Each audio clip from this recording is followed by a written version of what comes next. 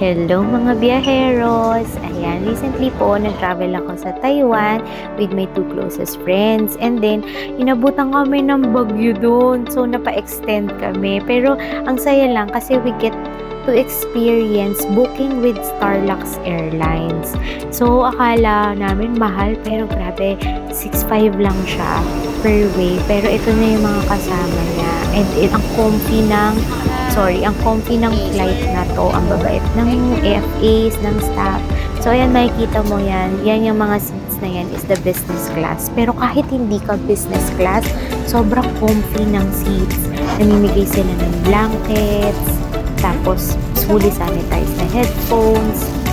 Kasama na dyan yung sa binook namin, free na yung 23 kilos na check-in baggage, 7 kilos na hand carry. Pag backpack, hindi na nila wini-weigh. Tapos may nakalagay na rin dyan. Ayan na, kung ano yung seat number mo na 28. O diba, ang syala.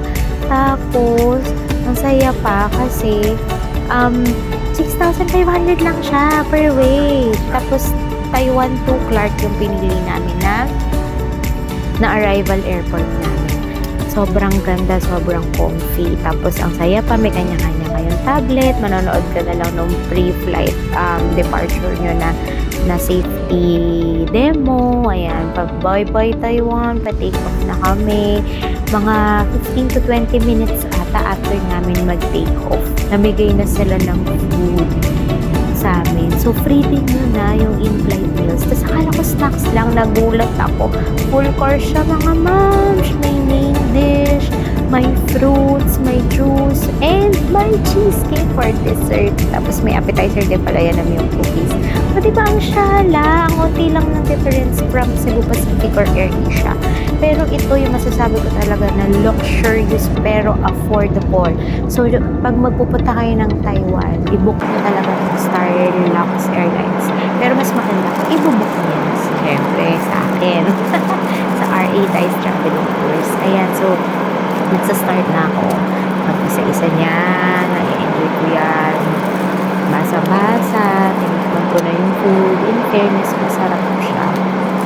Yung food nila, parang chicken curry siya, na may omelette, parang omurice, gano'n. Tapos, may juice, may cheesecake, may milk cookie, ganyan.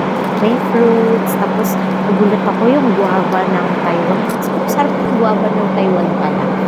So, ayan, in-enjoy ko na yung kain ko muna habang nagli-listen kami sa music, may movie din, may mga, ang dami ring choice ng movies. In fairness, yung 1.5 hour or almost 2 hours na biyahe namin from Taipei to Clark is sobrang smooth lang. Tapos, ang bilis na lang. Kasi nga, may music ka na, may movie ka na. So, pagdating pa namin ng Clark, ang tahimik, ang smooth lang ng transition. So, na-enjoy ko talaga.